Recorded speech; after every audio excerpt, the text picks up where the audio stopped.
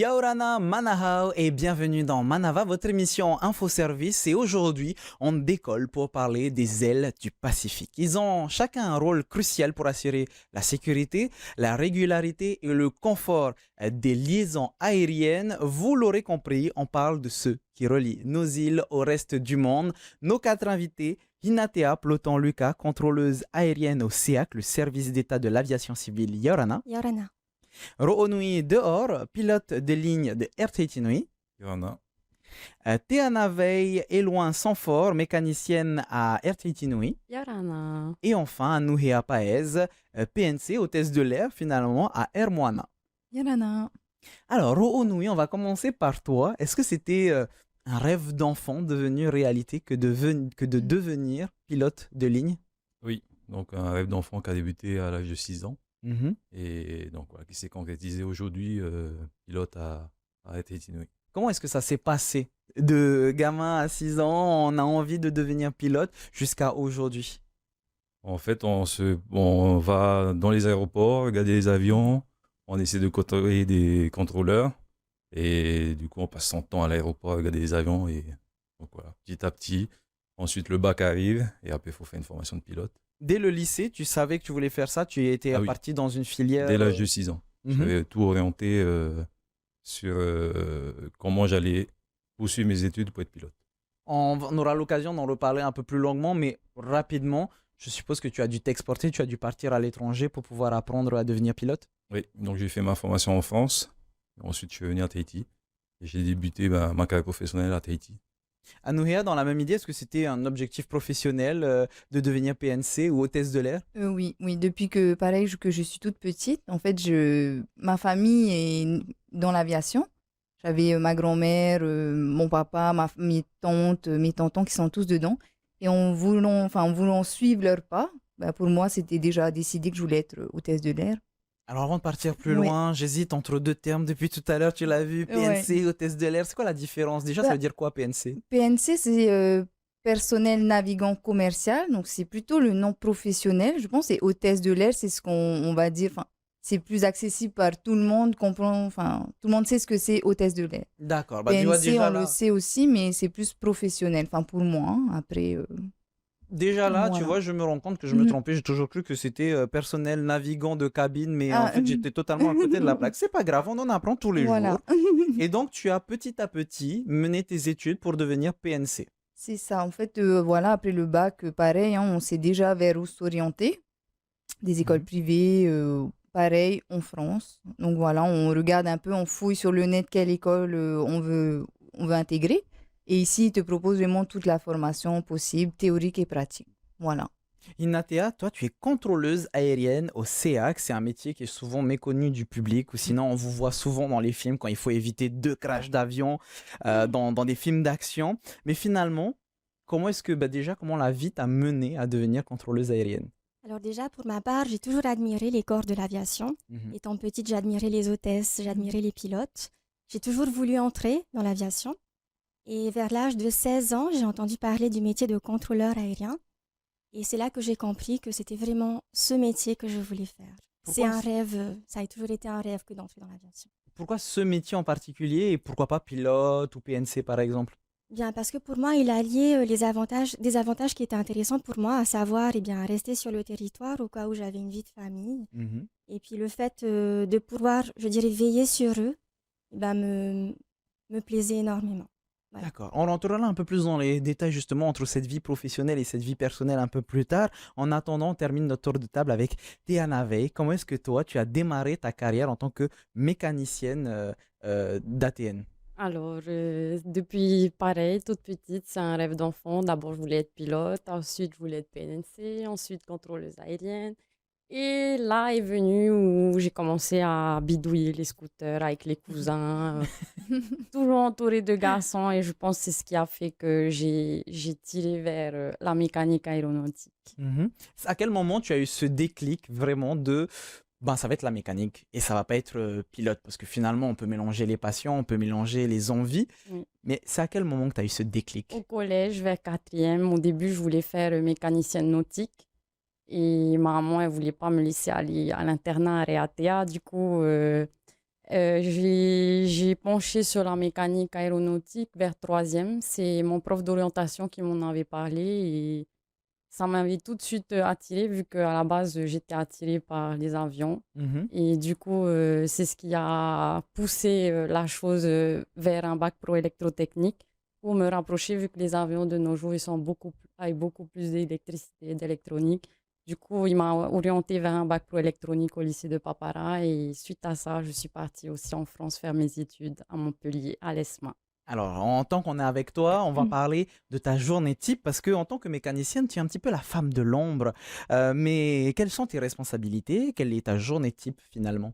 Alors, tout dépend. Soit en transit, ben, tous les matins, on fait un briefing ou tous les soirs, on fait un briefing pour savoir qui va être amené à faire quoi. Mhm. Donc, ben, l'avion, il arrive. Tout d'abord, on effectue un tour avion, voir s'il y a eu des collisions, des incidents. Des collisions, c'est-à-dire avec quoi? Avec d'autres avions? Non, aviaire ou peut-être au moment du départ à l'axe, un avion, enfin, comment dire, un camion qui est rentré dedans et personne n'a vu. D'accord. Du coup, l'avion arrive, on commence par ça, faire un état général de l'extérieur de l'avion, les Mhm. lumières, les roues, tout, les fuites, on regarde tout, on fait les huiles moteurs aussi et ensuite, suite à ça, on monte au poste de pilotage pour regarder l'ATL, c'est l'Aircraft Technical Logbook, comment dire, c'est les complaintes des personnels navigants ils nous disent s'il y a eu des pannes, des incidents, ou rien. Il peut aussi y avoir rien. Et c'est mieux quand il n'y a rien, je Oui, suppose. c'est sûr, mais voilà. Justement, je me tourne vers Roonui. On vient de parler donc bon, de choc avec par exemple un camion s'il fait pas exprès. Bon, elle vérifie ça, mais elle nous a parlé de choc aviaire, c'est-à-dire avec des oiseaux au décollage. Ça peut vraiment vous embêter au décollage ou même ça peut avoir un impact sur l'avion lui-même. Tout dépend de la taille de l'oiseau. Donc, des fois, on ne le sent pas, hein. C'est les mécaniciens en escale qui voient et qui nous disent qu'on a tapé un oiseau. Mhm. Ou les contrôleurs qui passent au travers de le CCO, là, le centre de coordination, suite à une visite de piste, comme quoi il y a eu une collision aviaire. Après, l'impact le plus important qu'il peut y avoir, c'est éventuellement une panne moteur. Ok. Donc voilà, tout dépend de la taille de l'oiseau et du nombre d'oiseaux. Inatea, en quelques mots, quel est toi ton rôle et comment tu contribues à la sécurité dans le ciel polynésien, un peu comme le fait Théa Navey? Eh bien, moi, mon travail, ça consistera à l'organisation, à la prise en compte, au contrôle des positions, trajectoires, niveaux, vitesse des avions Mhm. et de tout occupant du ciel, finalement, pas uniquement les avions, les hélicos, les drones, les parachutistes, les planeurs. Le contrôleur sait à tout moment quelle est leur position et il devra leur apporter la sécurité les uns vis-à-vis des autres. Le contrôleur doit permettre, en fin de compte, que tout le monde puisse cohabiter de manière sûre dans l'espace. Alors, juste avant de continuer, donc autant les avions, les hélicoptères, je comprends, puisque Oui. vous communiquez avec eux, mais les planeurs aussi, ceux qui font du parapente, par exemple, vous savez aussi où ils sont Oui, situés? on sait où ils sont. Il y a des zones qui sont délimitées. D'accord. Et comment est-ce que vous faites pour savoir où ils sont? Et ils vous appellent et vous disent, nous, on est là, ou est-ce Alors, que... ça dépend. Il y a des zones, en fait, où ils vont nous appeler avant d'intégrer la zone. Mhm. Il y a des zones que l'on va considérer comme étant tout le temps actives. D'accord. Voilà, je prends l'exemple, par exemple, des parapentes qu'il y a du côté de Punauia. Eh bien, ils vont pas nous appeler avant de sauter. On sait par contre que dans cette zone, il y en a. C'est publié, donc tous les usagers aéronautiques ont connaissance de leur présence potentielle à cet endroit. Et on entend aussi de plus en plus parler des drones. Ça aussi, vous savez où ils sont Oui, on situés, sait où ils sont situés. malgré la petite taille de ces Oui, engins. il y a des consignes en fait qui nous parviennent jusqu'à la tour et on sait où ils sont, on sait quand ils commencent à voler et du coup on va gérer nos occupants du ciel en fonction de la position de tout le monde. On leur permet de cohabiter entre eux et on leur assure en fait un chemin de A à B qui soit sûr pour eux tous. Anouhéa, dans la même idée de savoir quels sont les différents métiers, pour ceux qui ne le savent pas, en quoi consiste le métier de PNC? Donc nous, le métier de PNC, c'est vraiment d'assurer une certaine sécurité à bord de l'appareil et même en amont, hein, avant d'effectuer le vol, Mhm. que tout est bien, que tous les matériaux de sécurité sont présents à bord pour être prêts pour d'éventuelles situations d'urgence. Et bien sûr, le confort des passagers, parce qu'on est là pour que leur voyage aussi se passe bien, du point de départ au point d'arrivée. Donc, nous, on est là vraiment pour contenir tout ça, que tout se passe bien. Rounouy, Non. dans la même idée, pardon, tu Oui, voulais non, terminer, c'est Anouhi. bon. Rounouy, dans la même idée, en quoi consiste le métier de pilote? A priori, tout le monde sait ce que c'est un pilote, mais rappelle-le nous, s'il te plaît. Ah, ça, c'est à piloter. Mais Merci non, non. beaucoup. Du coup, vas-y, je te laisse Non, c'est continuer. d'envoyer en fait les passagers ou des marchandises d'un point A à un point B en toute sécurité. Mhm. Voilà, c'est la mission principale, en toute sécurité. Ensuite, c'est un travail d'équipe avec le personnel navigant commercial. On assure aussi le confort et tout avec eux. Donc, Mhm. mais le but principal, Mhm. c'est de voyager en toute sécurité. C'est quoi les compétences clés d'un pilote? Compétence clé d'un pilote. C'est un peu vague, je conçois, mais est-ce qu'il y a des compétences qui sont très importantes pour ce métier de pilote? Savoir travailler en équipe. Savoir travailler en équipe, c'est la compétence clé. Mhm. Parce que on est une équipe dans cet avion. Euh, la compagnie d'où je viens, on est 12, des fois 13. Donc voilà, il faut savoir travailler en équipe avec tout le monde. Donc ouais, c'est une des compétences que je pense que c'est la principale. Anouhi, un peu la même chose en tant que Oui. PNC? Oui, oui, c'est très, très important de travailler tous ensemble, qu'on soit tous dans la même boucle, qu'on soit tous en communication. Et comme il dit, le travail d'équipe, c'est primordial. Hein. On parle de sécurité depuis tout à l'heure, puisque de Mhm. toute façon, vous avez tous plusieurs vies hein, entre les mains à chaque fois que vous travaillez. Théana Veil, est-ce que c'est la même chose pour toi en parlant de sécurité? Quelles sont les autres vérifications que tu dois faire? Donc, tu as parlé de avant, mais pendant le vol, est-ce que tu interviens parfois? Est-ce que tu parles avec les équipes pour pouvoir savoir s'il y a un problème technique ou pas? Non. Alors, ça serait bien qu'ils mettent un mécanicien à bord, mais non, non. RTT Nuit ne fonctionne pas comme ça. Mhm. Nous, on reste au sol pour assurer la sécurité au sol. Et ça nous arrive parfois de partir en mission lorsque nous ne pouvons pas mener les actions de maintenance ici à Papeete. Il nous arrive de partir en mission en Amérique ou en France mais ou sinon, ben, pour les entretiens des avions, on les arrête souvent pour pouvoir bien les chouchouter, bien prendre soin, bien les graisser comme il faut et tout, pour éviter que les pièces s'usent et qu'on ait beaucoup plus d'actions de maintenance à effectuer. Au début de notre émission, tu nous parlais que tu allais avec des cousins, tout ça, sur des scooters. Est-ce que c'est un cliché du mécanicien? On commence par les scooters, puis après les voitures, et ensuite on atterrit sur les avions, ou est-ce que c'est totalement pas du tout la même chose? Ben, moi, c'est comme ça que j'ai commencé, scooter, débroussailleuse. Petit à petit, je suis allée vers les bateaux et ensuite, on a commencé à faire les courses de voitures. Du coup, on a commencé à bidouiller des voitures et pour finir, ben, dans l'aéronautique. On part, pardon, sur des petits avions d'abord, ou directement on fait une formation sur un gros avion? Alors moi, dans ma formation à l'ESMA que j'ai effectuée à Montpellier, on a commencé sur des petits avions, mais c'était léger, c'était de la maintenance légère. Ensuite, j'ai pu effectuer des stages, du coup, j'ai pu voir plusieurs types d'appareils, du petit au plus gros. Et moi, pour commencer, j'ai eu de la chance quand je suis revenue à Tahiti. J'ai commencé à Air Tahiti pendant 6 ans et c'est vraiment une bonne école. Du coup, grâce à cette expérience, j'ai pu postuler par la suite à Air Tahiti Nuit et ils m'ont retenu. On va continuer sur justement ces formations dont tu parles. Hinatea, comment est-ce qu'on fait pour se former en tant que contrôleuse aérienne, j'ai envie de dire presque coordinatrice aérienne, puisque tu coordonnes tous ces vols? Oui, alors il y a plusieurs manières d'atterrir à Tahiti en tant que contrôleur aérien. Pour ma part, je vais expliciter mon parcours. Mhm. Il y a 10 ans, j'ai passé un concours CEAPF, donc il s'agit d'un concours territorial, celui du TS2EAC, qui me permettait de revenir en Polynésie française après avoir été formée par l'École nationale de l'aviation civile, donc à Toulouse. Mhm. Donc, quand je suis revenue sur la Polynésie française, le besoin se situait en contrôle aérien sur l'aérodrome de Bora Bora, à savoir que ce concours ouvre la porte à des postes de bureau ou bien à des postes de contrôle d'abord dans les îles, donc Bora, Raiatea et Moorea, là où il y a des contrôleurs, donc des agents d'État. Mhm. Donc, j'ai été affectée à Bora, j'ai été qualifiée, j'y ai été titularisée. Et au bout de 5 ans, j'ai repassé un concours, donc celui de l'ICNA, de l'ingénieur du contrôle, qui m'a mené 10 mois en métropole, avant un retour à Tahiti, parce que j'ai eu la chance d'avoir une place ici l'année dernière, en juin 2023.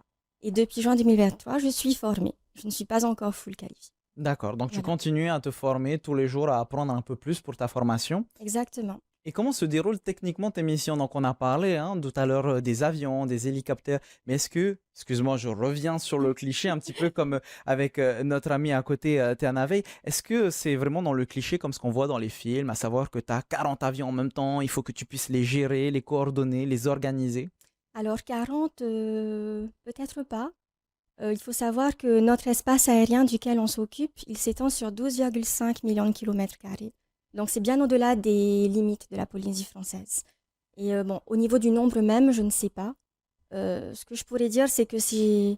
Bon, heureusement que c'est pas aussi catastrophique que dans les films, parce que justement, il y a l'humain et la machine qui vont travailler de pair, je dirais, et qui vont permettre eh bien, que tout se déroule de manière correcte. Donc, on a l'humain, à savoir les contrôleurs.